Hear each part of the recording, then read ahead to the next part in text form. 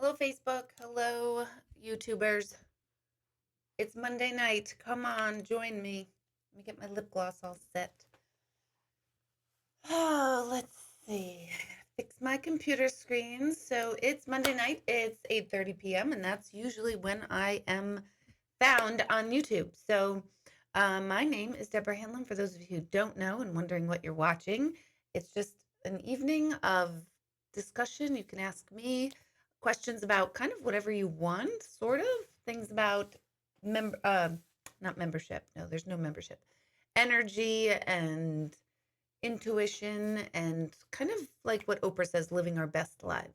So if you're joining in and you're plugged in already, I'm just going to ask you to type in where you're tuning in from and if this is your first time. And if it's your first time, don't forget to share how you heard about this. So a couple little bits of homework to do. And I always like to see who's here. And then for those of you, hey, Chris, how are you? Hey, Kevin, what are you doing over there, Kevin? You know where to go. Um, so for those of you on Facebook, you can tune in on Facebook. That's why I have it there. But I only take questions from everyone who's logging in through my YouTube channel. So if you have a question, you've got to come onto YouTube to ask me. So how is everybody doing? Last week I had that cough. We still have the cough, both Greg and I. I had a rough week with the cough and it started getting better and slowly we're progressing and getting better. So this is good. This is all good news. Greg, however, has sliding down and not doing as well. So we'll see how that works. We're probably passing it back and forth. Oh my God, Jennifer, that is amazing news. I'm glad you wrote that because you and she have been on my mind since I've seen you last. So this is amazing news. Hello, Tuba. Let's see, Naomi, hello. Thank you for joining me. Hi, Aisha and Tyler and Sharon. Okay, so here's the news, the big, gigantic, crazy news from my home. Hi, Kyle. Hi, Caitlin. Hi, Melanie. Hi, Noreen. Hi, Kathy. Hi, James. Hello, it's like freaking romper room in here. Hello, everybody. I see you all. Okay, something has happened. Oh, I just realized I don't have my ring on. I made meatballs tonight and I took it off and put it on the shelf and I better go get that later. So if you see me without my ring, don't read into it. Nothing's going on. This is not some sort of like, Justin Bieber's wife takes ring off. Deborah Hanlon, Greg Koff's fiance takes her ring off. None of that. No, nothing salacious going on. Just I made some meatballs. So on that note, an alien has taken over my brain and something's happening to me. And I know a lot of you know that I'm not a dog person and I'm not going to ever be mean to dogs, right? But I never like to touch dogs. I don't like the smell of dogs. I hate the licking of dogs. So I'm not really a dog person. Now we have a dog. Her name is Bailey. She's a very good dog. She came with Greg. So it was Greg's family's dog. And then we moved in together. And I begrudgingly embraced the fact that I'm inheriting this dog, right? And over the years, Bailey has grown on me and she's a sweetheart and she reads energy and feelings. And I finally understand how wow, sensitive dogs are and how cool and powerful that is. But there's still a line, right? For me, there's still a line, like no licks. I'm not going to get down on the floor and play. I don't like the feeling of dog fur, the whole thing. So I've been observing Bailey and I'm seeing that she's bored all day long, right? And she was attacked at a dog park. So she used to be the most friendly dog. And she still is friendly, but she's much more nervous. So if a dog starts barking at her, she goes after the dog. So she's very protective. She's a chocolate lab mixed with all sorts of other stuff. And she is bored. So the kids, named mostly Jack, but all the kids keep saying, we need a puppy, including Greg's kids, says, we need a puppy. So I'm like, yeah, right. Over my dead body, will we get a puppy? That's not going to happen. No. I've said it over and over and over and over. But then I'm observing Bailey and I'm like, you know what? She probably could use a friend. I wasn't going to act on it, you guys. I'm not an idiot. So So I was sick all week last week, and I was in bed, I think from Tuesday to Friday. I was really not feeling well and in bed. I was being treated for pneumonia. I didn't want the x-ray because I didn't feel like spending the money, to be honest, on an x-ray with healthcare. So I was like, you know what? I'm prone to pneumonia. She's like, you've had this cough. It might be pneumonia. Let's just treat you for pneumonia. So I was treated for pneumonia, not confirmed, but treated for it, and felt like I'm dying. But by Friday, I had enough of like just laying in bed, which is shocking in and of itself because I love laying in bed. And Jack comes to me and says, Ma, let's go to this shelter. I want to show you these puppies. And I was like, no. But I had to drive Christopher his game jersey that he forgot at the house, and I had to go bring that to his high school. So I was like, you know what, Jack, if you come with me to the high school and you run the jersey into the high school, I was being completely lazy. Then, all right, on our way back, we will stop at the Walden Humane Society. And we get there and you hear tons of dogs barking and you approach the building and I can smell dogs and I hear them barking and I'm like, oh God, my heart went, oh, that's so sad. Huh? What? That's what my heart said, which was shocking. We go in, Jack goes in. Oh, can we look at the puppies? We go look at the puppies. I know I'm telling the long story. We go and see the puppies. He's like, oh my God, Mom, that's the one. I saw this magical moment happen before my eyes. He had a sister. The sister was sick in a cage. They were like, this is sister, but she's sick. And I was like, oh, so cute, little puppy. And then Jack, oh my God, love in the puppy's eyes, love in my son's eyes. They bring the two of them to a room so they could play. And I just saw it. I saw something. I don't know what it was, but it was like, oh, we were coming here to get our dog. Okay, that's what I saw. I saw that happen. So something took over my brain and body. And I don't know what happened, you guys. This was Friday. We get the puppy Friday. We go to PetSmart. I'm talking to a dog trainer. This all happened within 2 hours. Something happened. And fast forward through the weekend, Jack's now away with his girlfriend. They might be tuning in. I don't know. They're away with their girlfriend. And now we have to watch the puppy, and I freaking love this thing. I absolutely love this little dog, this puppy that Jack named Baker, which didn't fit him at first, and all of us argued him on the name. And because Jack spent his own money on this puppy, we were like, all right, you can name it. None of us feel it. Now he's little Baker. He's feeling like Baker. Something is happening. Something is happening in my body. So I know it has nothing to do with energy and intuition. In fact, it's throwing me off. I mean, next week, I'll probably come on and tell you I'm all going to become an accountant because that's how fucking ridiculous the fact that I got a puppy and love the puppy is amazing. And Bailey, this big, gigantic lab, is so sweet with this puppy. And the puppy is terrified of Bailey. Bailey has been so gentle, so kind. She can't wait to play. She tries to play and then she pounces and then the puppy's like terrified. But it's the most cutest thing I've ever seen. So something happened to me. So can someone explain what happened? Like what happened to me? I love this puppy. And I even told Greg, I said, I think I should bring the puppy down here so all of you can see it and see me holding the puppy. I hold the puppy. Oh, and it smells like shelter dog. It smells like wet dog, which is my biggest fear on the planet. So something happened. Something is going crazy. I don't know. People say women in their early 40s start to get weird. And clearly something happened to me. So we love yeah, you wanted me to show you the puppy. See, I'm a dog mommy. I know, this is nuts. Something's happened though. This is like me becoming an accountant. Next week, if I come on and say, let me all help you do your taxes, something like I have a worm in my brain though, because I'm telling you, I'm 43 years old. That's not private information to me. And in 43 years, I actually am kind of grossed out by dogs because they smell and they lick and they're wet. And I now have a shelter dog smelling puppy in my house. And I love it. So there you go. That was my week.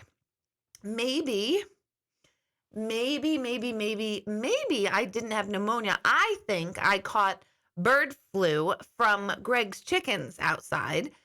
That my God, if I ever say I like the chickens, someone have me operated on. That I will say, please. I don't. I can't. I can't deal it. I can't do it.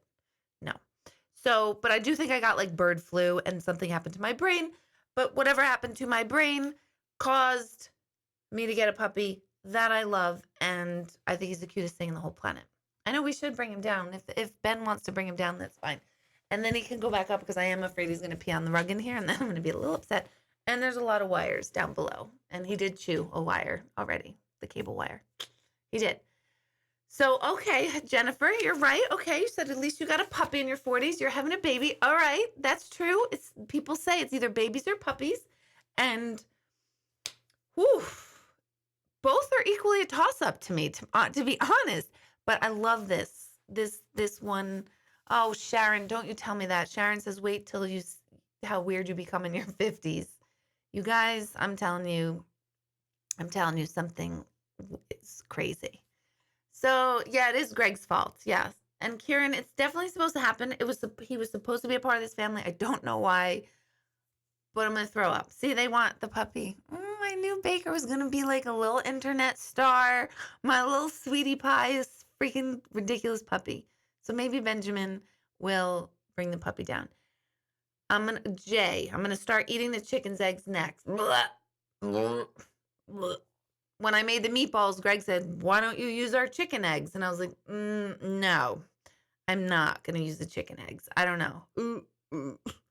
You don't want to eat the food when you see it, when you saw it, like, I don't know. Not like I see it in the coop thing, because I definitely don't go into the coop, that's for sure.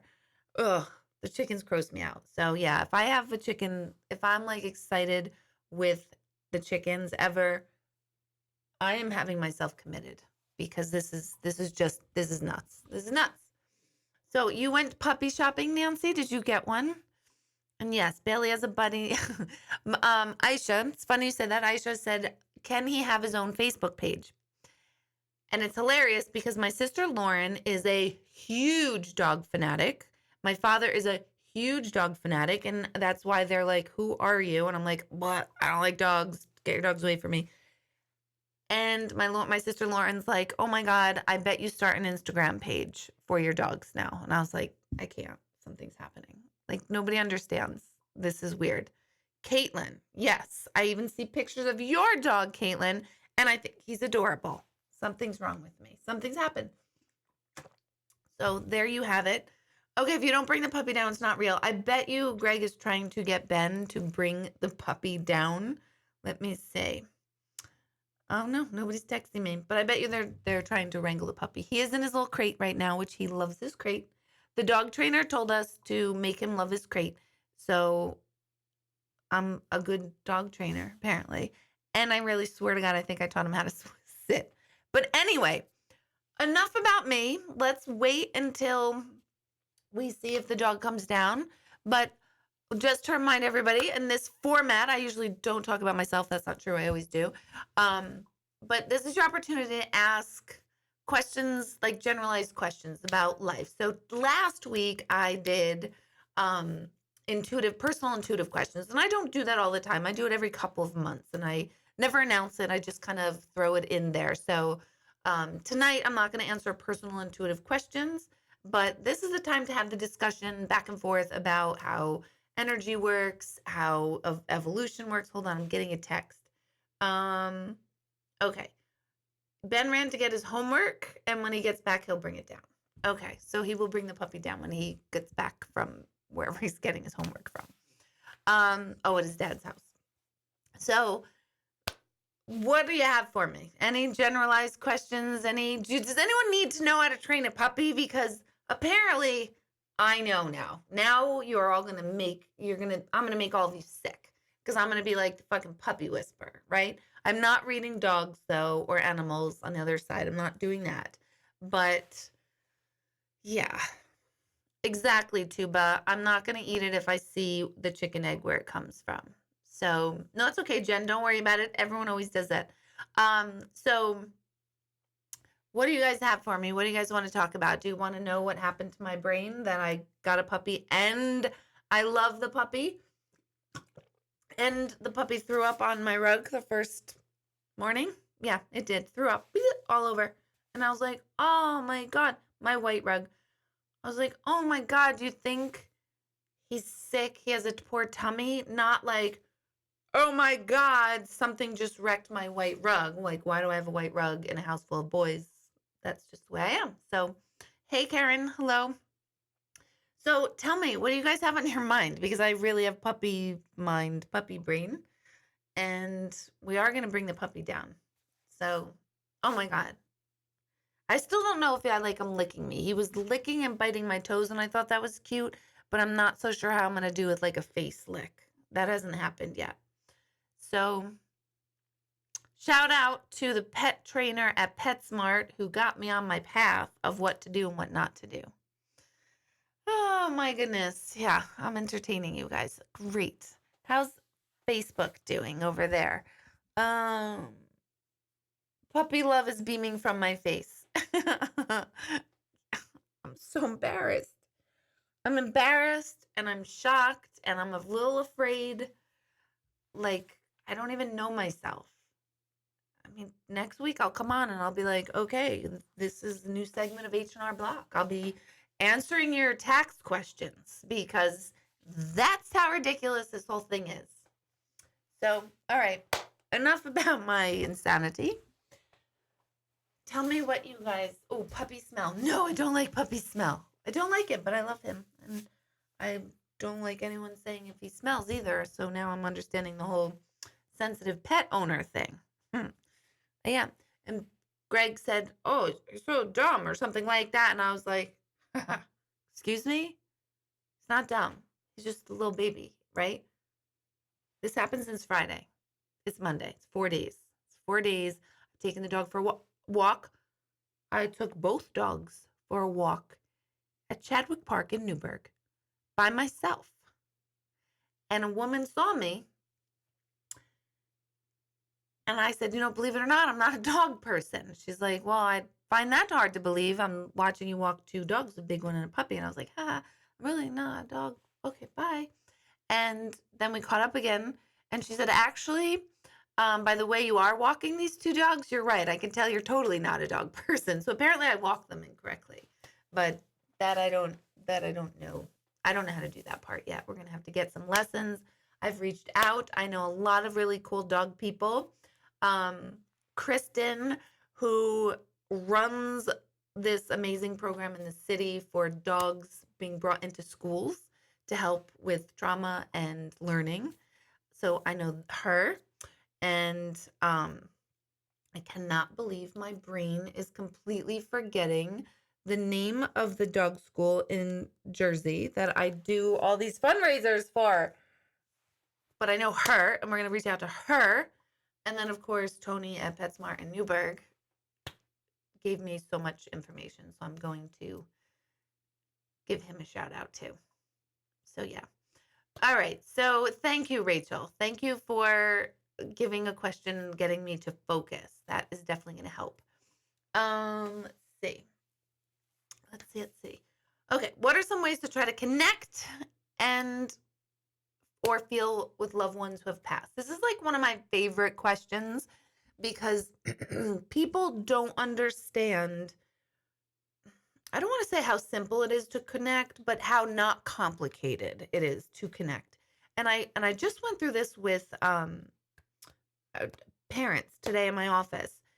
And I always tell people to use your imagination. So when you want to connect with anyone who has passed at all, just imagine they are sitting next to you. Imagine that they are sitting with you and you're just telling them about your day. Just keep them like up to date. Like, hey, I just got a puppy on Friday, that kind of thing. And use your imagination. Imagine that they're talking back to you. Imagine what they would say. Imagine, would they be playful? Would they be angry? Would they be sad? Would they be happy? Just use your imagination. And the reason why I say that is because the imagination is the bridge that links the logical mind to the intuitive mind. And the logical mind will not allow us to believe that we can connect with someone or something that has passed, because the logical mind is based on that. It's logic. There's a beginning, a middle, and an end. Life is finite. It's measurable to the logical mind. It's predictable to a certain degree. So the logical mind goes, no, they died, so they're no longer here physically, so that means that's it. They're done.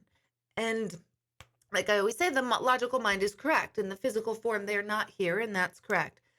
But the intuitive mind knows, just like in quantum physics, that if a particle of energy is connected, throughout all of time, they will always be connected. And since we are energy, nothing breaks a connection. Two particles of energy can travel light years apart, and they still have communication with each other. So the same exact thing occurs with consciousness in humans and pets. It does happen in pets. Oh my God, watch me become like a pet psychic. Okay, if I become a pet psychic, help me, you guys, because I don't want to do that. There's value, and there's people who are really good at that, but I'm not going to do that. Oh God, help me. But anyway, so the intuitive mind is much more open. It's infinite. It's broad. There's nothing you can tell your intuition that's not possible. So if you activate your imagination, that suspends the logical mind just enough to say, oh, okay, I'll let you pretend this is happening. And then the intuitive mind can take over. So use your imagination. That, and then take my mediumship course in spring. I'll be offering it in the spring again. Had great success with everyone in the class. There are some people who are training, they want to be mediums, or other people that were just curious. So it doesn't have to be like this really big deal. It's just more information and practice. It's about getting still, and it's about learning your own personal language and how the other side works, because it does not work like it works here for us. We have a topic. We are pretty much direct with our communication here. It doesn't work like that on the other side. Every energy is very different, but it's a symbolic language in and of itself. So, oh, Kathy Santos, thank you. Thank you, thank you, thank you, because that was making my brain crazy.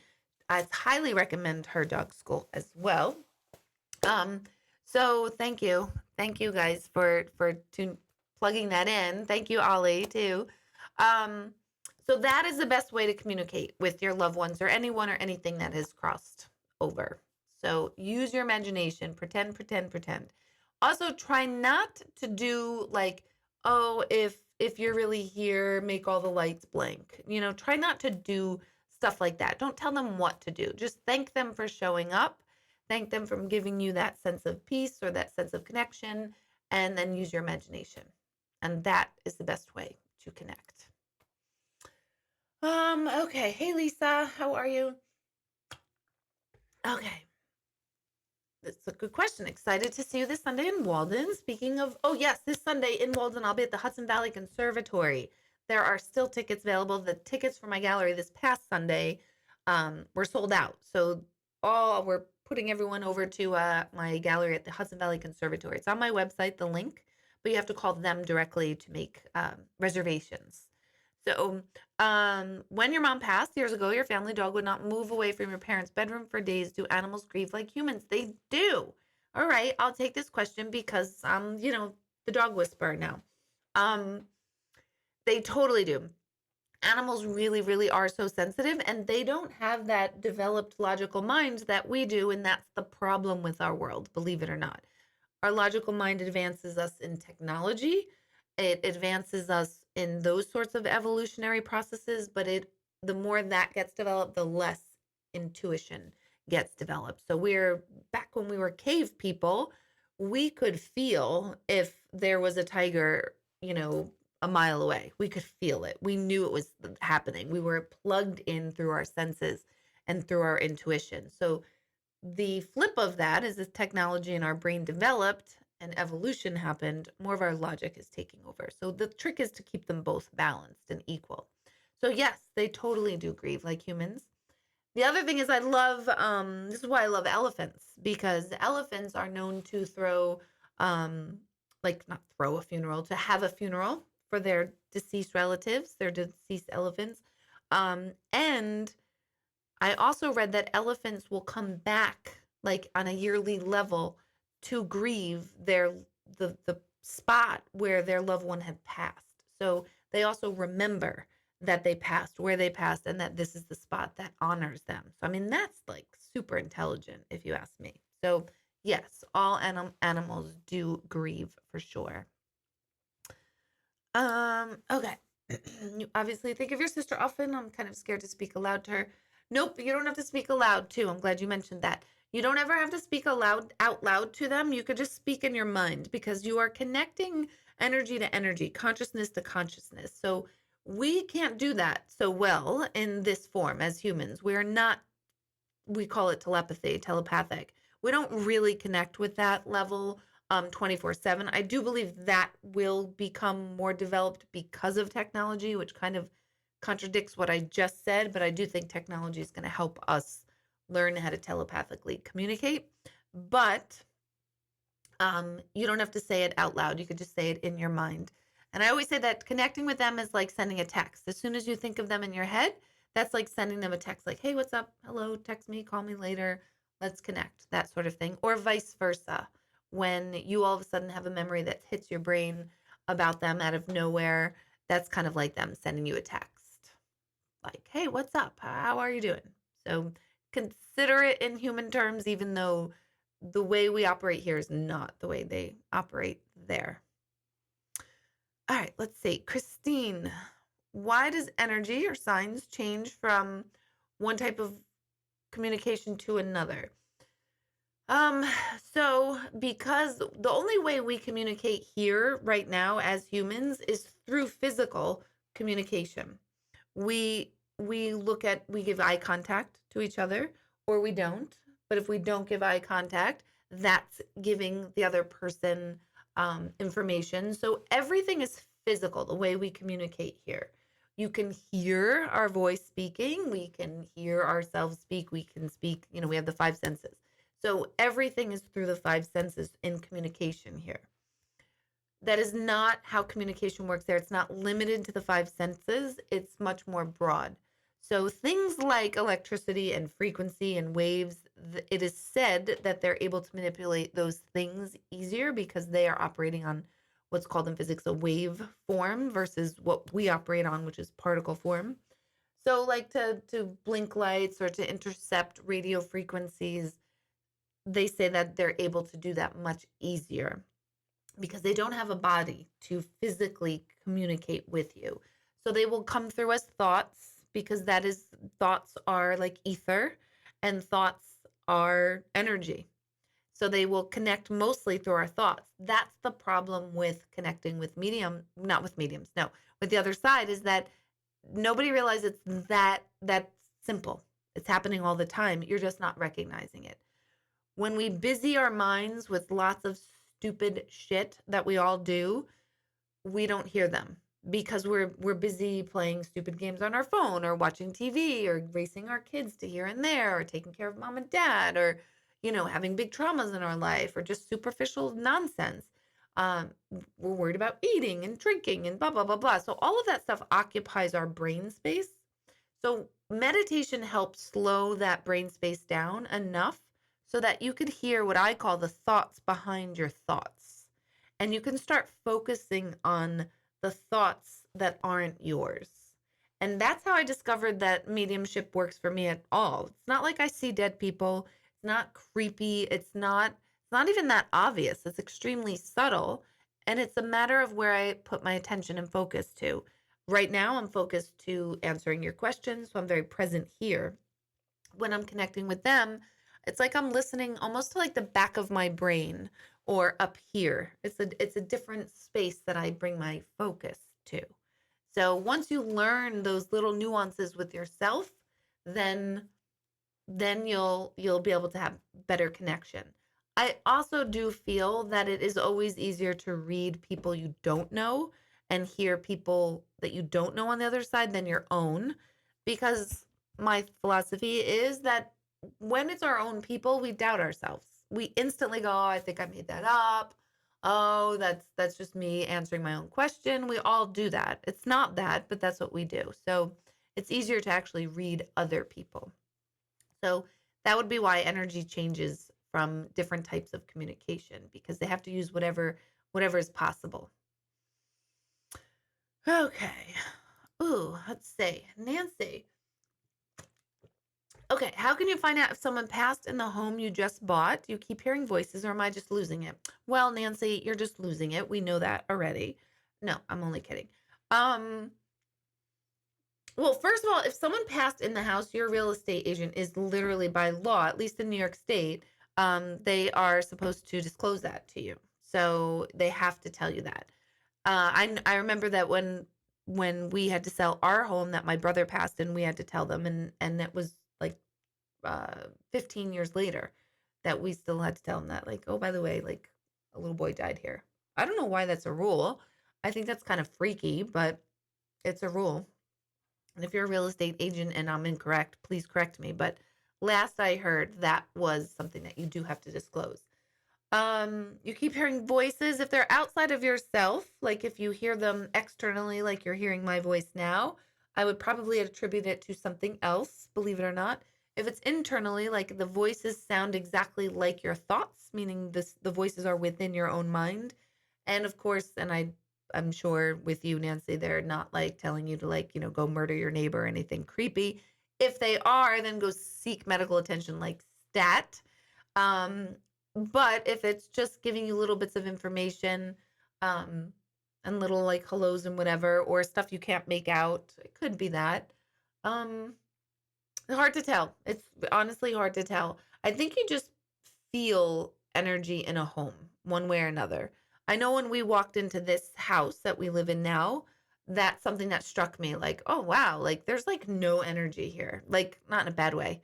Like there's no there's no tough energy here. There's no residual energy. There's no old energy. It was built in 2005, but the land that we live on and the area, the neighborhood feels pretty quiet, like in general. Like no battles, no major Indian stuff, nothing. Or Native American. I'm sorry, I'm not supposed to say Indian anymore. Um, so that sometimes you just feel it. So if you get a sense that someone's in your house, there probably is, but there's nothing wrong with it. They're not creepy. They're not going to do bad stuff to you. I always remind everybody that Fox 5 News would absolutely adore if spirits and energy can kill people, because that would be like, energy of Native American from 200 years ago killed man in his shed. They would love that headline. So it doesn't happen. You don't hear it. And again, no matter what, I do not ever subscribe to the whole thought that there's negative energies on the other side. I do not subscribe to it. I've had so many people who still say, nope, you haven't had this experience. I went here, I went there, and this is what happened, and I got scratched, and blah, blah, blah. I'm still not buying it. I've been doing this for 18 years, really my whole life, but with full awareness, 18 years. And never once was there ever, ever, ever a feeling of like, ooh, I'm creeped out. And I'm not more protected than anyone else, so I don't like run like, ooh, and like an energy to protect me. I don't do that stuff. So, um, no such thing as negative energy on the other side, no matter what you tell me. No such thing. Lots of negative energy and evil energy here on this side, of course, in the physical world, but not on the other side. So Denise, hello. We just sent out your book this morning, my friend. I was in bed sick last week and I had a lot of time to really think and feel through that. So I hope you enjoy what was written. But can you feel warm of those who recently passed away? Everyone has a different feeling. So that's the whole part of like mediumship that I like to teach, is that what I feel might not be what other people feel. So I don't teach people my way. I teach people how to unlock your own way. So, I don't know why this mic is bothering me tonight, but it is. I keep pushing it out of the way. It's not in the right place. Don't know why. So I just became aware of that. Um, so my big thing is about teaching. So if you feel like, oh my gosh, I get this warm feeling, then that would be your real, like, oh, that's the feeling you get. Versus someone else might say, I get really cold. I know in that stupid movie, Sixth Sense, and I say it's a stupid movie because it's not accurate portrayal about how mediumship works, and that crazy girl that was like throwing up under the bed. That was like so scary. That's not how it works. So, not works for me. I should say that. That's not how it works for me. Um, but yeah, I lost my train of thought. The microphone.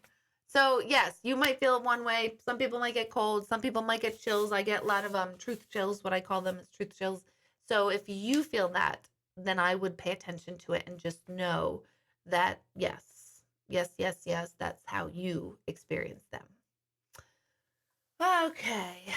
Frank is saying if there's someone passing home, you can look up past owners and the deed and look up online obits. It may say where they passed. Yeah, that's a lot of work. I really thought that you had to disclose that.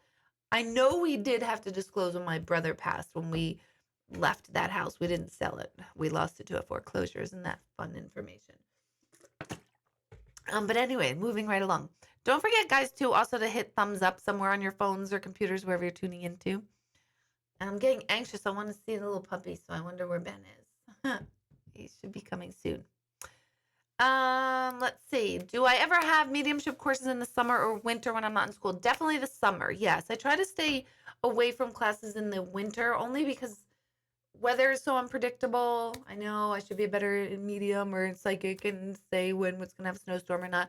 But I try to stay away from the winter months just because I don't like the whole reschedule and I could have made it that date, but I couldn't make this date and all that. It gets very confusing in my office. So I kind of stay away from a lot of that type of stuff in the winter time. So in the summer, yes, for sure. And you'll be home obviously earlier May. So for sure in early May through the summer, I'll have lots of classes. All right. Everyone's saying hello to each other. Oh, I want to announce too, I have dates for my energy transformation awareness class. We just put it out there today and we already have 4 people signed up and I only take a limited amount. So let me just remind myself of when the dates are. One moment, please. It starts the weekend of March 20th. So March 20th, 21st, 22nd. Let's see. Then the weekend of April 4th and 5th. And then weekend of 18th and 19th. So starts March 20th, 21st, 22nd. That's the first week. The second week is nope, sorry. What the hell's wrong with me? Then the weekend of April 4th and 5th, Saturday and Sunday, which is Palm Sunday. And then the weekend of 18th and 19th, Saturday and Sunday. So the energy transformation, a lot of you are talking about this online.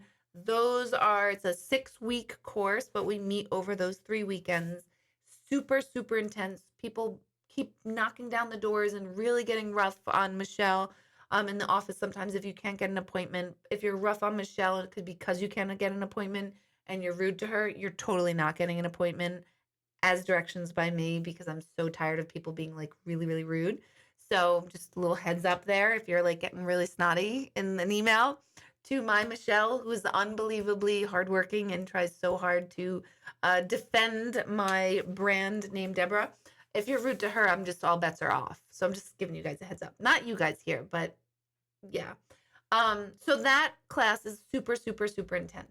People try to get a 1-hour session with me, and this course is life transforming. I'm telling you, for many reasons. We deal with core beliefs, we deal with our energy, we learn cool stuff, fun stuff, we dredge up old crap, and we pave a way for a new sense of being. Plus, you meet people that you are forever bonded with. So, unbelievable experience, and it's 30 hours of my time, direct time. It's actually 60 hours of my time because I'm constantly communicating with you in the weeks in between. It's a huge program, super loaded. So that's starting soon. It's on my website if you were interested in that. Let's see. I need to know telekinesis too. Okay. Can you quickly, it's a great question, Melissa.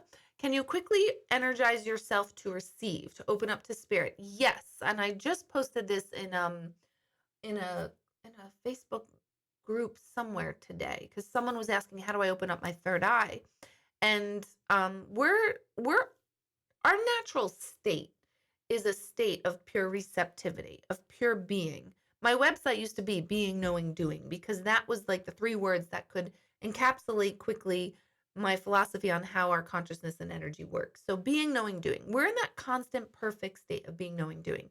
And it's our identity, our ego, our being human that messes it all up. it's being human messes up our energy. It like makes it weakens our energy actually as being a human. But it could also we could empower our human side as long as we know how to deal with our energy. So remembering that you're already the natural state of pure receptivity and pure energy and pure perfection and everything is exactly as it's supposed to be. When we get back to that space, then we're open to receive. So that is a quick way to energize of just, and it could be just a breath, and the more you meditate, the faster you can get back to like that reset of like, okay, hang on, I got to get back to my focus. I also have been playing like almost every single day for the last 6 months or more.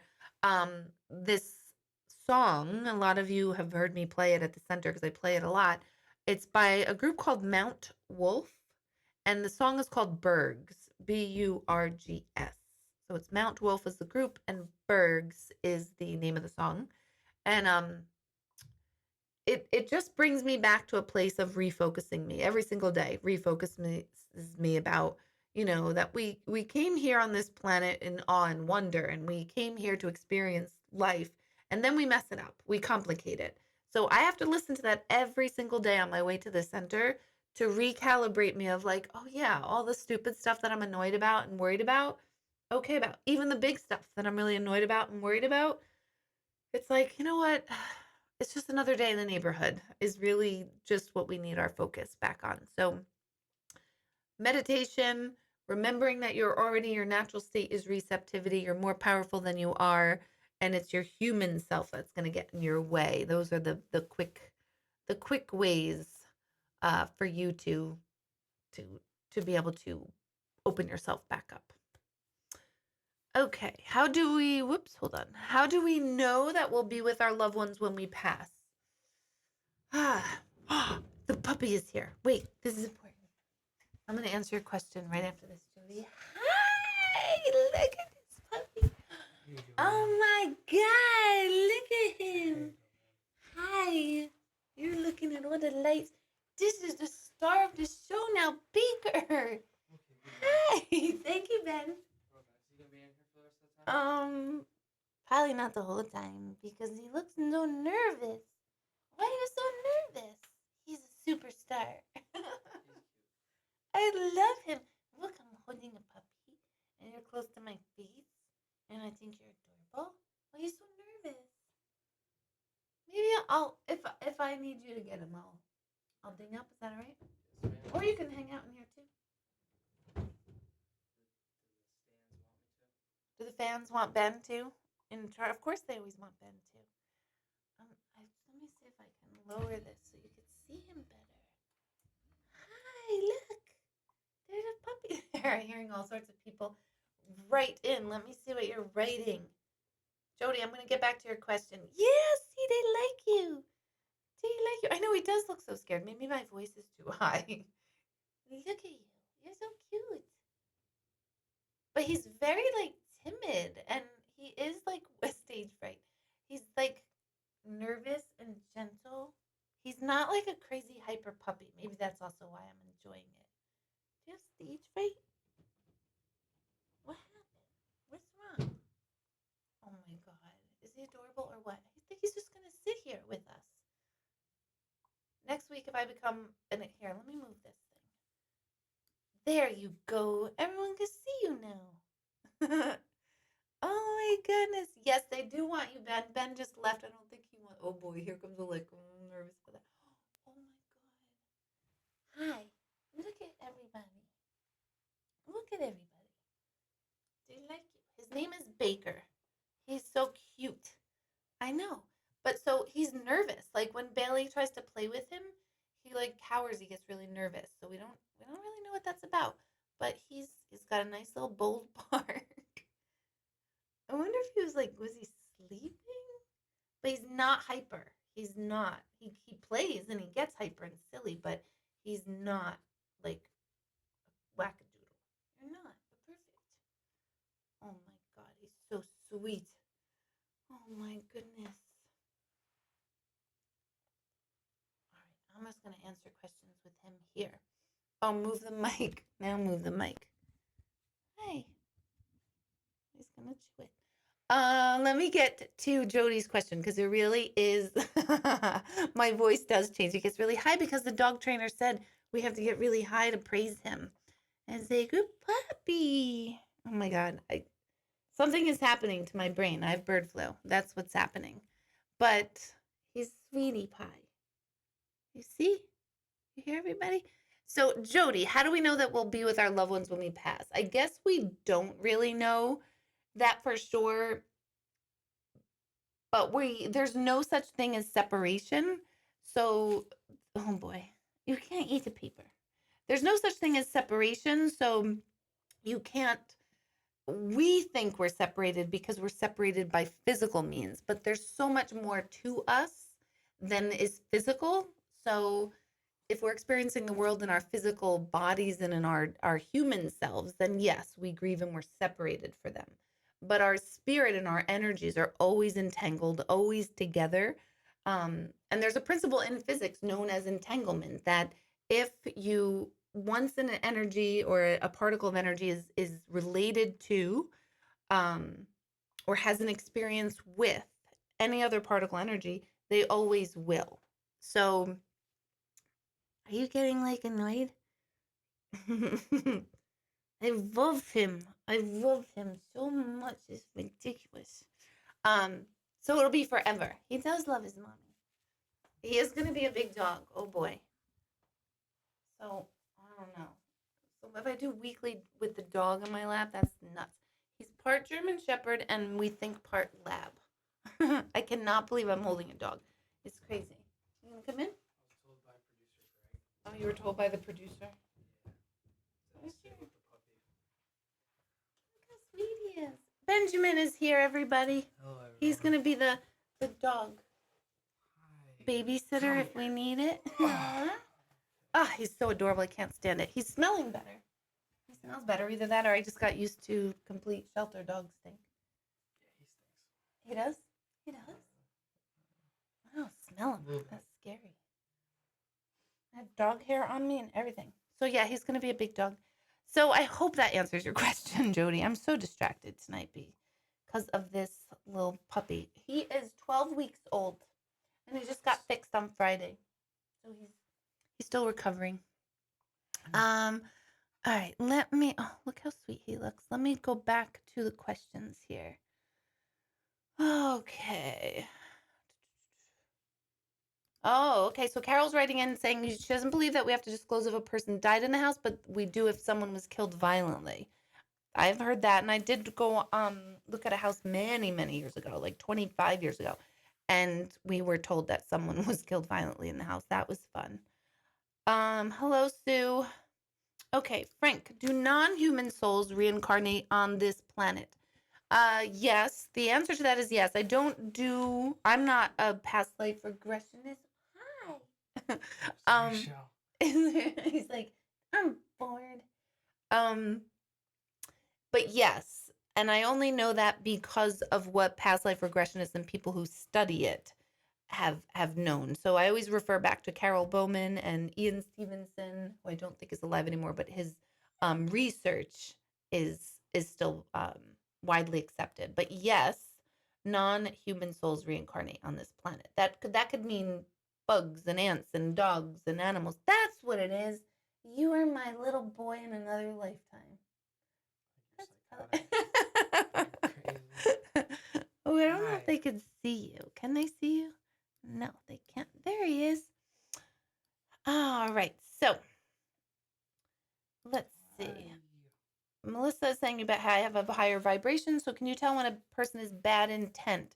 On this side here, yes, but sometimes no. Sometimes I'm naive too and not knowing.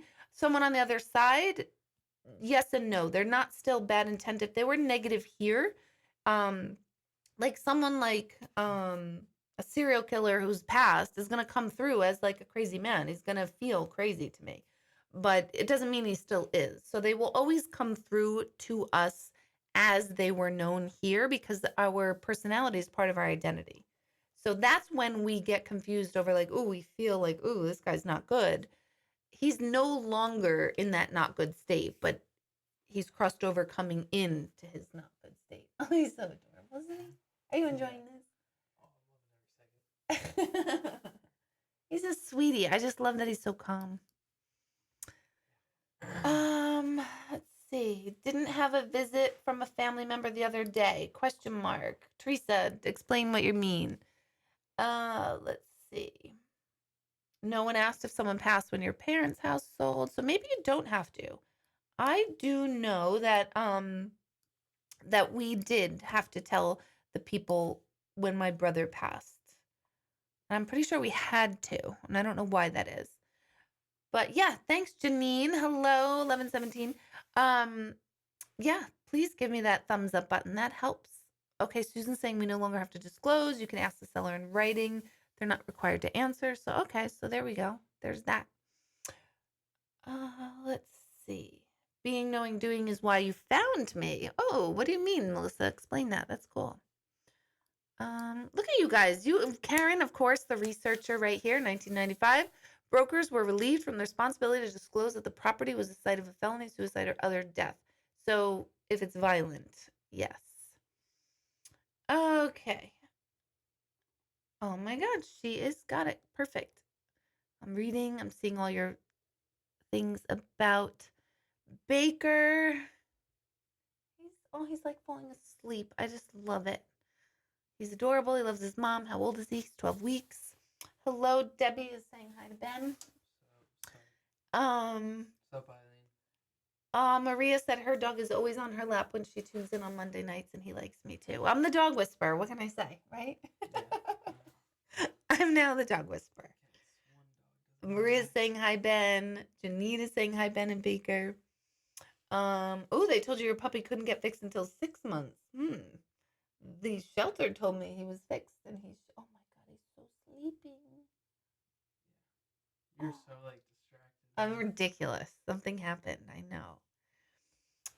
We think there's a little boy named Peter living in your dog. Okay, now this took a turn. This took a turn. There's a little boy named Peter. Although, no, I actually get what you mean by that because actually last week my cousin was tuning in and she had expressed that her pet had passed and she had said like he speaks with a southern accent. And we all laughed, but she's like, I know I'm crazy, but I always imagined that he had a southern accent. So I think we do get to get a sense and feel a personality in different animals and beings. Yeah, he's gonna be a big boy. Maybe I like him because he's a boy, Ben. I just have to be a boy mom. That's what it is. That's why you don't like Bailey? Maybe that's why. No, I do like Bailey. That's what it might be. It might be a boy thing. Oh, his ears are adorable. All right. Okay, Teresa, I got it.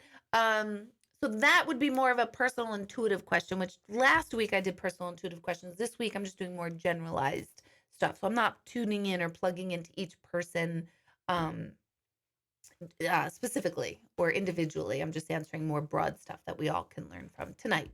But other times I've done intuitive questions.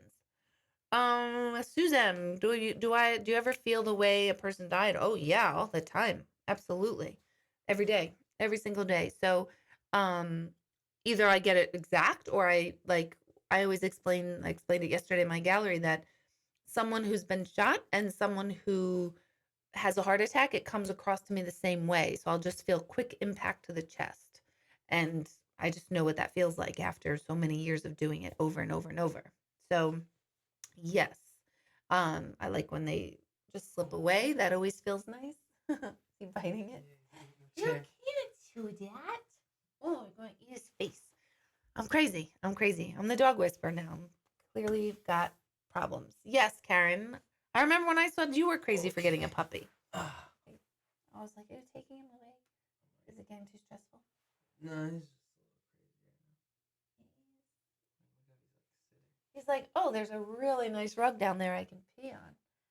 Right? He's like, hey, no, I won't. Let's see. Okay, Missy.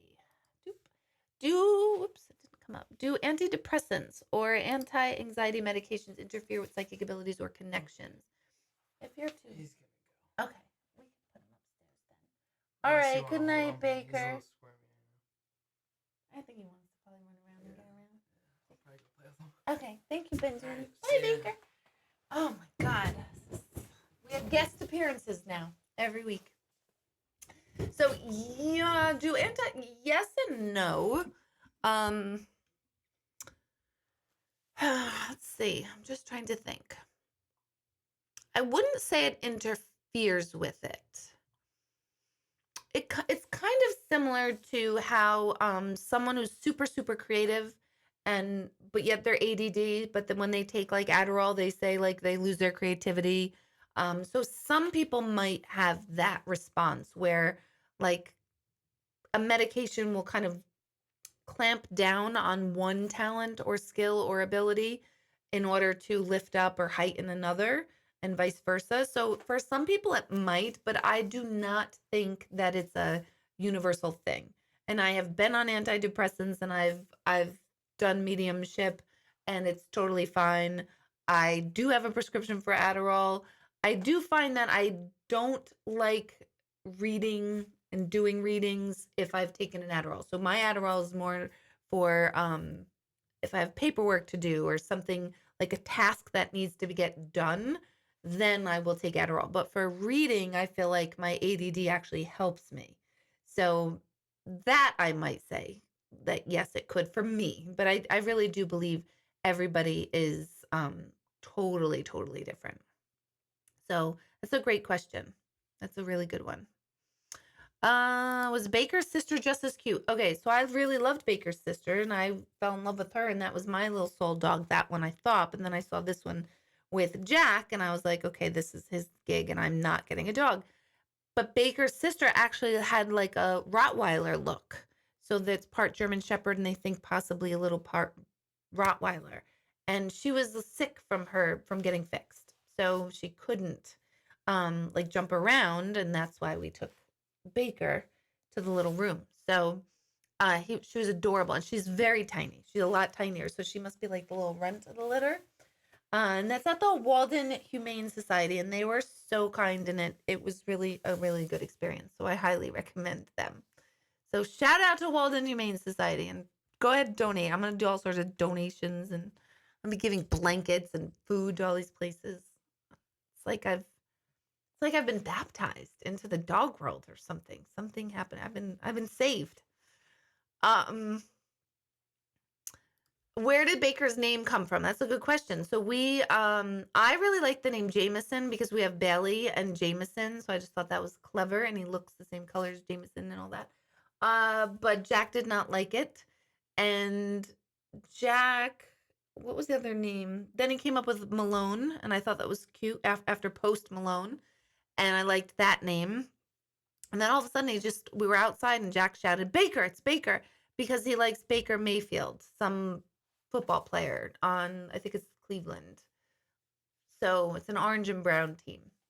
So that's what he's named after, a football player, as per Jack. And because Jack paid for the puppy, that's why he was allowed to name him. That's why. Otherwise, it would have been a family.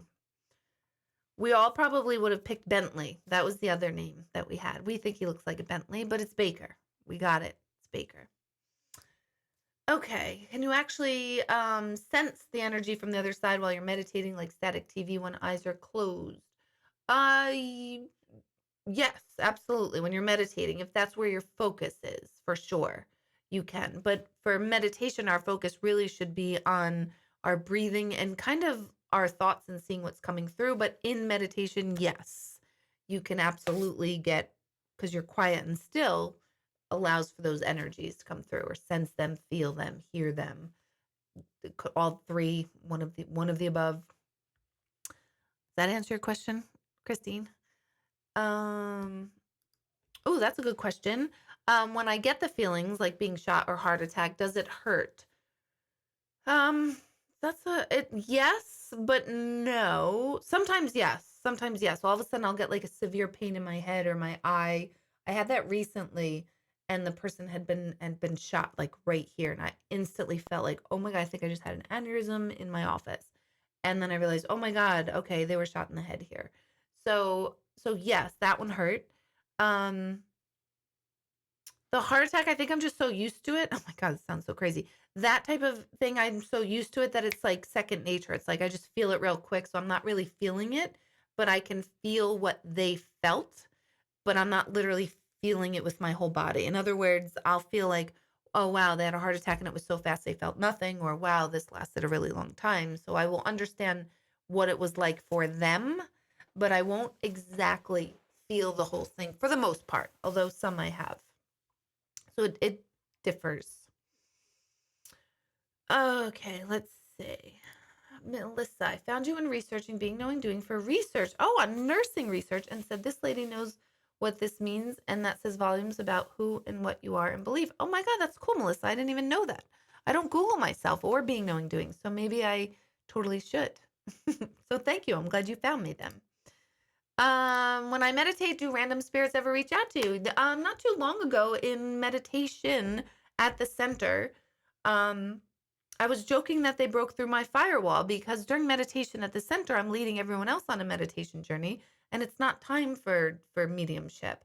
But someone came through, and I was like, "All right, I can't ignore them." So yes, sometimes they do, but it's uncommon. It's not typical because I have my firewall up where I'm very clear of when I'm doing mediumship and when I'm not. So years ago, I used to always kind of be open because I was so still in that experimental phase where I was just so excited to like, can I pick up on energy in this person? What about that person? So I left myself very open and focused on feeling them. Today, I do not at all. The minute I'm done for the day at the center, I'm done for the day. The minute I'm done with the gallery, I'm done. So it's like an on-off switch for me now. But it used to be really fun, like to just be open all the time. What about alcohol? Alcohol definitely affects the difference of a reading.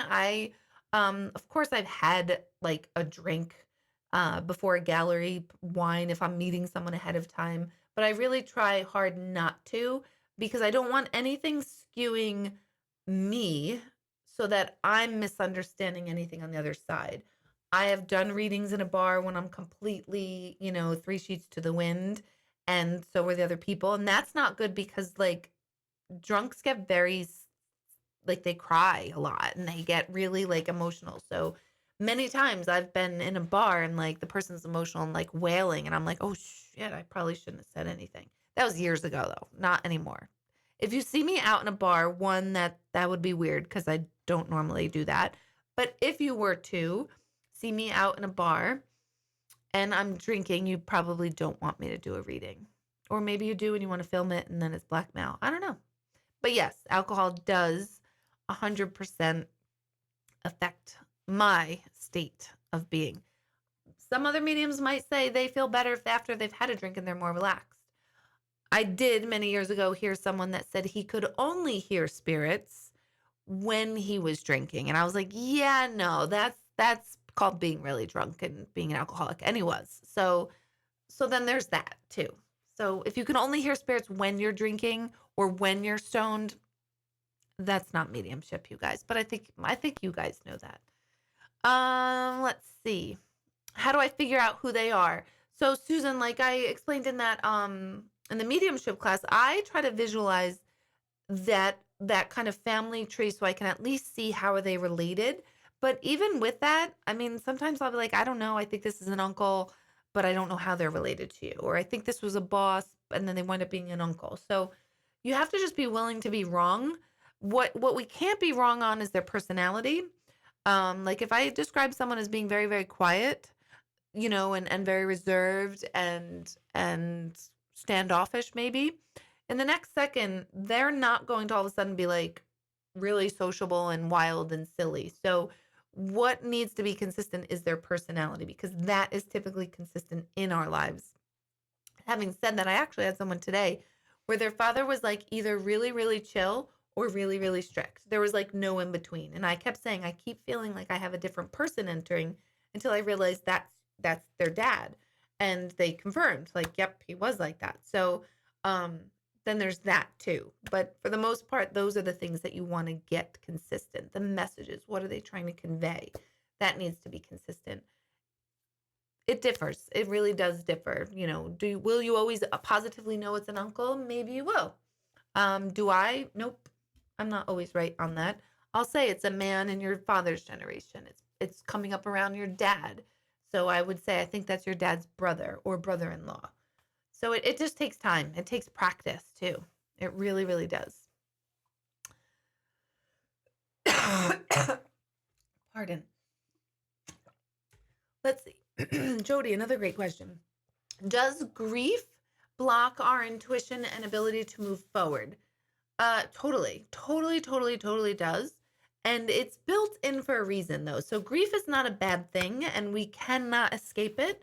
And this is why I don't allow people to come back to me very regularly. So I at least put 6 months in between sessions with myself, and even 6 months, I usually will tell people, it's probably too soon, especially from your first to your second session with me. That first session, I say, let that last a good 6 months, 9 months to a year, because I find it to be very unethical of myself or any medium who would see someone regularly in order to quell someone's grief, because can become an addiction, and it can become the only way people deal with the loss of their loved ones.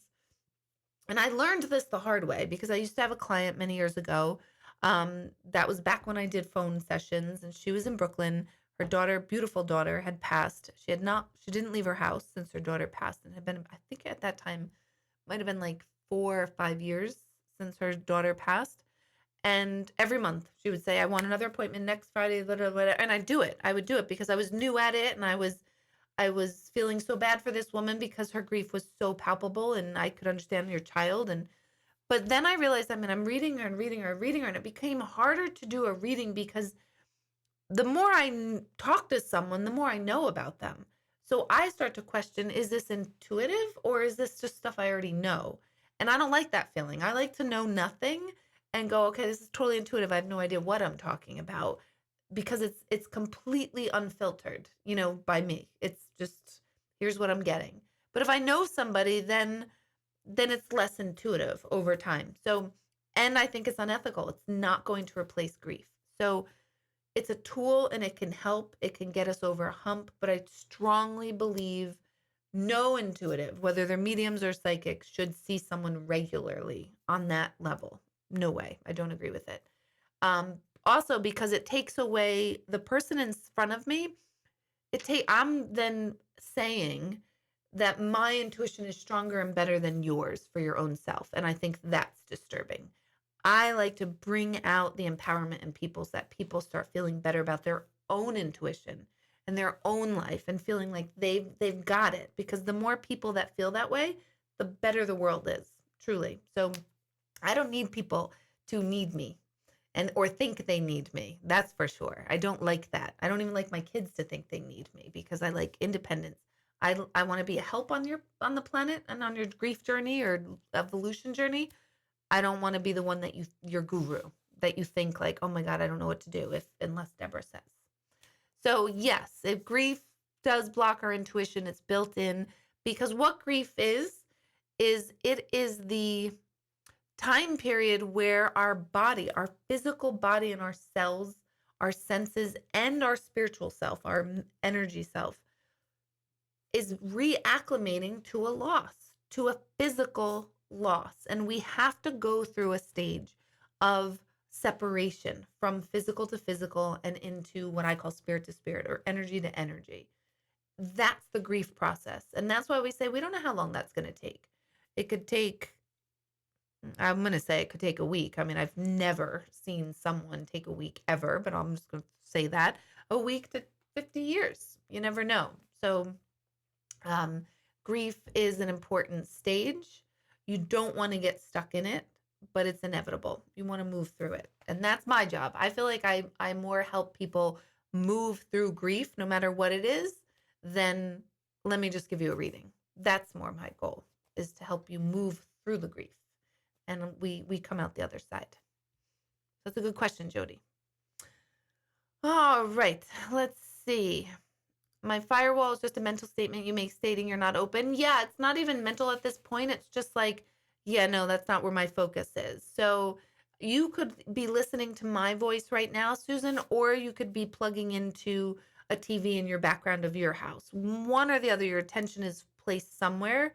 So, same thing for me. My attention is either placed on what I'm doing right here in front of me or on over here. That's the best way I can describe it. So, it's either in the back of my head or like over here.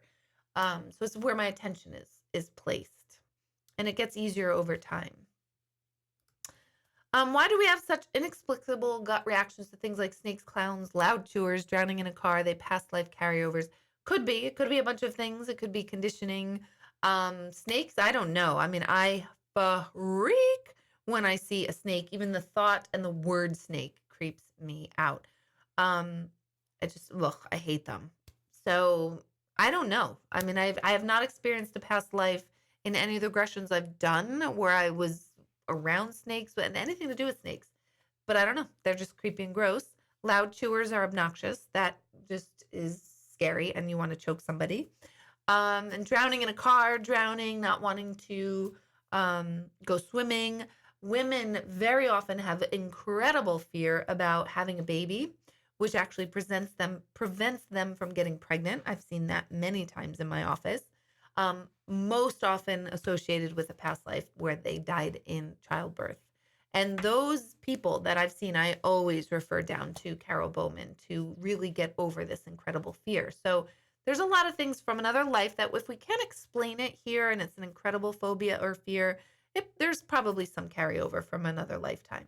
For me with dogs, I truly believe that I wasn't raised around dogs, but my father had dogs out in California. And I never liked, I don't like when people assume that I'm supposed to like their pet. Like Jay and anyone who comes to my house, I always put Belly away, like in another room, and she could see us and stuff. But I I don't think it's right to make someone have to pet my pet. That's not right to assume that. Not everyone likes cats. Not everyone likes dogs. So I always like to think of it in that way. So I don't like when people assume that I want their pet jumping on me because I don't. I don't want my pets jumping on me. I don't like to be licked. Nobody likes to be smelled. I mean, that's like the most mortifying thing that we all go through. So like those things is the reason why it's not like a past life thing is what I'm trying to say with dogs. But my dad always let the dogs sit right next to me while I was eating at his house. And that hot breath breathing on you, and he would never pull them away, and I would be like, "Okay, you need to get the dog away." He would never do that. And so I think I developed just this like disdain for dogs until Friday. Friday broke the gate open. So yeah. So that's not a past life thing. Okay, how are you? You guys are asking great questions tonight. Thank you. When you get bad thoughts, do you tell a person or do you not tell the person about what bad is going to hurt the person? No, I always tell them. Someone just asked me this question yesterday at the gallery too. I don't feel that any information is mine to filter. So, on the same note, I don't feel like any information they're going to give us is actually bad. I've had them say, yes, you need to go to the doctor. Yes, you need to get this checked. Someone just wrote to me recently saying that I had mentioned a spot on there. I think it was their leg, I think. And I said, you need to get that fixed. You need to get it looked at. You need to get it looked at. And sure enough, they did. And it was pre-stages of melanoma. They got it out and they're fine. So to me, that was a positive warning. That was a, hey, this is treatable, preventable, curable. You don't need to pass from this. You don't need aggravation from this. Let's get this intercepted right now. So I never feel like any information is bad. I despise when I hear, and I hear it often, when psychics say, oh, you have bad energy around you. Oh, you have an entity attached to you. That is a huge one. Please contact me if someone ever tells you you have an entity attached to you, a negative entity. What an entity is your own negative thoughts somewhere, core beliefs weighing down on you. And other people call them entities. Well, that would make me shit my pants, to be honest, to hear that. Like, oh, great. I've got some really bad luck and I've got this entity stuck to me and I don't know how to get rid of it. That's completely putting someone in a powerless place, and it's putting a psychic in a powerful place. And they'll go, oh, I'll take care of that for you. I think that dynamic is a terrible, horrible dynamic. There should be no power struggle between the medium, the reader, the intuitive, and the person sitting. We are equals. And I'm just a vessel and a tool in that moment to help pull out the best in you for you to live your best life, not for you to think I'm really cool.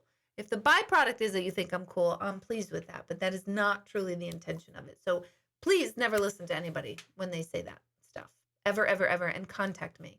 And don't tell me who they are because I will out them. So don't tell me who they are because I'm so tired of hearing people come into my office. I've had many therapists refer their clients who they can't convince that they don't have an entity because a psychic at one point has told them they have something attached, and they finally refer them to me to say, can you please help this person? They don't tell me that when they come in. They don't disclose that. They can't. They're not allowed. But that'll be the reason. The person will come in and they'll say, here's why I'm here. And okay, makes sense. So please don't listen to that. It's very unempowering. Maria, you get freaked out when you see large ships. That's cool. No doubt you have definitely passed on a ship or something. Let's see. Let's see.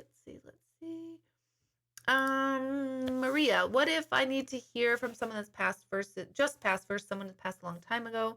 Would I hear from that person more recent because I want to? Even if that person wouldn't believe. Nope. Even if they didn't believe, they will come through. I've had that many times. I've also had it where if they didn't believe, they didn't want to talk. So it really depends on the person. And they will have said that. They will say they don't want to talk. They think this is crap. They don't like this. I've had them say, oh my God, I didn't believe this and this is so cool. I've had people who really believed in Jesus say they saw Jesus. I had people who never believed in Jesus say they saw Jesus. I've had people from Judaism who don't believe in an afterlife say there absolutely is an afterlife. I've had others that say there's no afterlife, that there is no afterlife. So it really varies according to each individual. And it doesn't matter how long ago they passed. It really doesn't. The exception to that with me is that if someone wants to connect with, like a lot of people come in, they join ancestry.com and they want to connect with the great grandfather that they found through Ancestry, but they don't know them and they don't have any history on them. That's difficult for me because I go off the proof of what I'm getting. So if I said, oh, does your grandfather have a beard? And you're like, oh, I don't know, we don't have pictures. Then I start to doubt, like, oh, do I maybe not have their grandfather? Because I'm all about, I need to be right. I need to be pristine. I need to know exactly who I'm connecting with. I need to know, does this make sense? I say, oh, did he have a pipe? Oh my gosh, yeah, he had a letter and he mentioned his pipe. So I'll go, oh, okay, I got that validation. So the further back we go, it typically means the less we knew that person, which is harder for me to help you connect with them because I'm doubting myself whether I'm connecting with them or not. So I hope that makes sense. So I prefer more recent, but more recent could be 40 years, could be 50 years. I prefer not to do 200 years and ancestry stuff. Can your past life show up when you're meditating? It can, absolutely, for sure. That's a good question. All right, you'll use the word guru. To my homies, I call you one of my gurus, a knowledgeable teacher, guiding light, one cool bitch. I love the word guru. I love the word guru too, but I don't want to be considered the guru. And I'm always clear on like I know what I know, and I know that I know a lot, but that doesn't mean I follow it. That doesn't mean I'm like living my best life all the time. I go absolutely batshit crazy. I completely do all the things I'm not supposed to do. I completely ignore my own intuition. I do all the things that everybody on the planet's doing.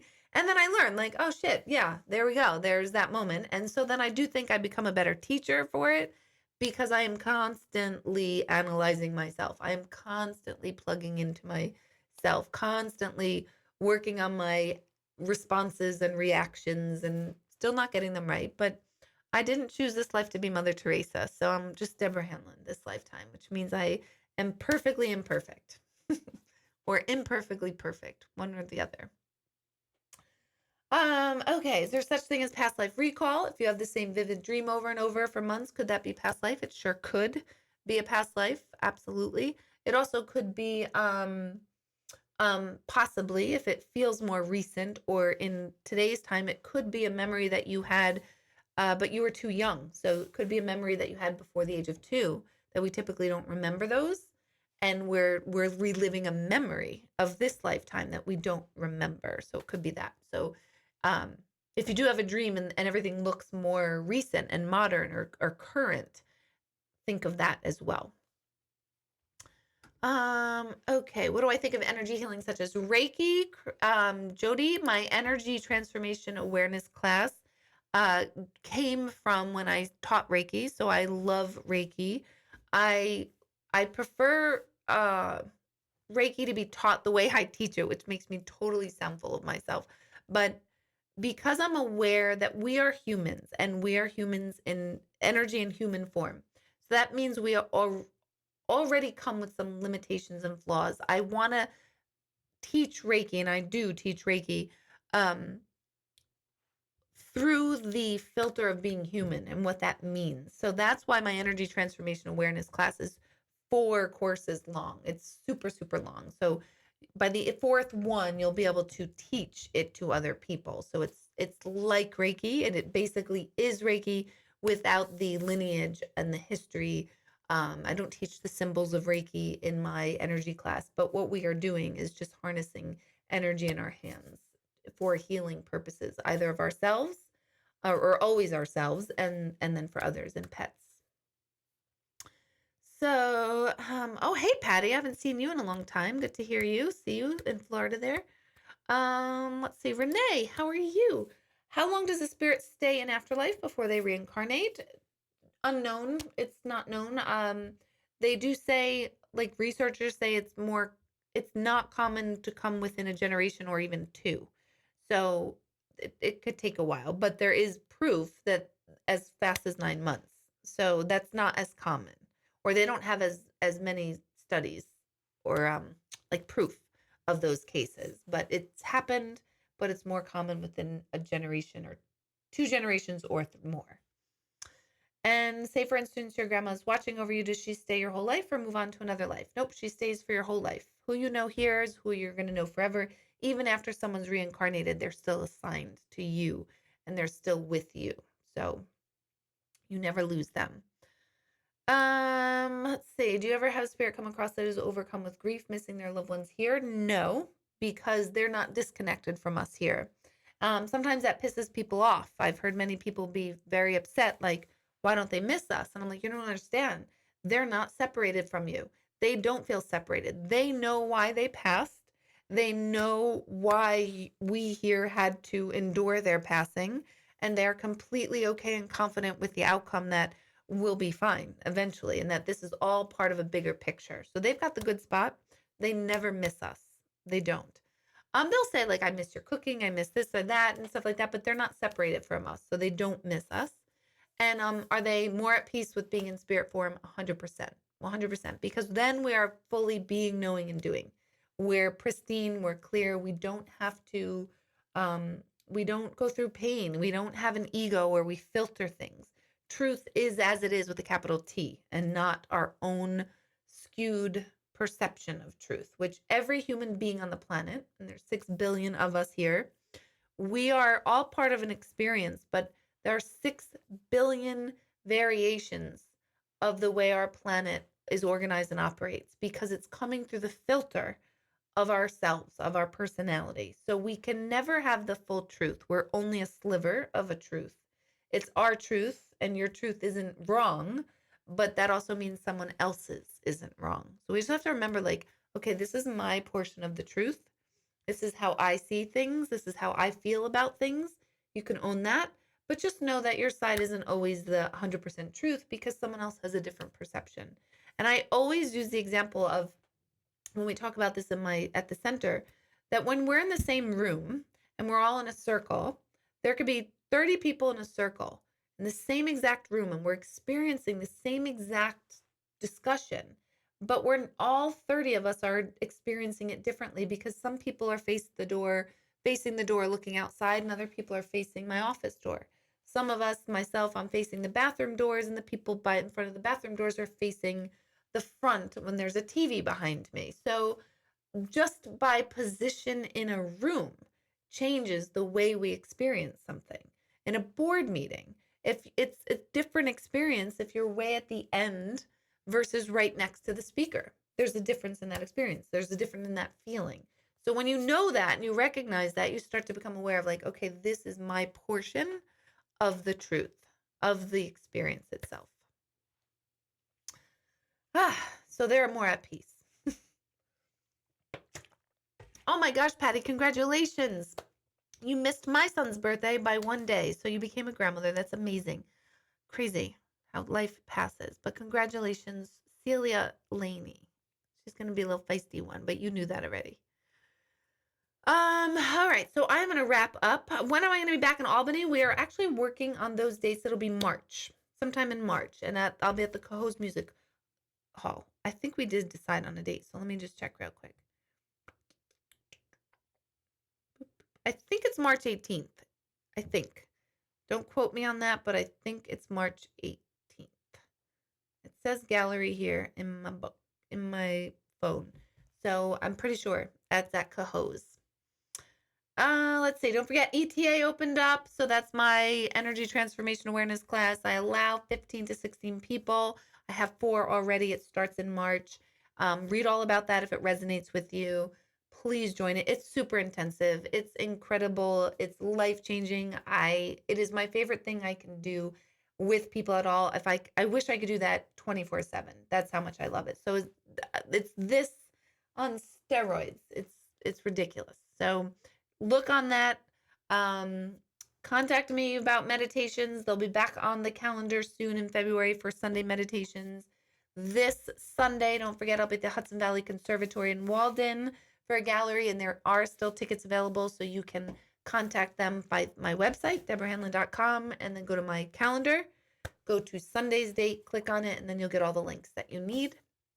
So thank you, everyone, and thank you for letting me introduce Baker to you and letting me go crazy. And next week, I'll apparently help all of you with your taxes if my week goes the same. So thank you. Have a good week. Make sure you take time out to meditate, to get still, honor yourself. Have a great night. And thank you guys for always tuning in. I really can't believe you stick with me this long. So thanks. Have a good night. Bye.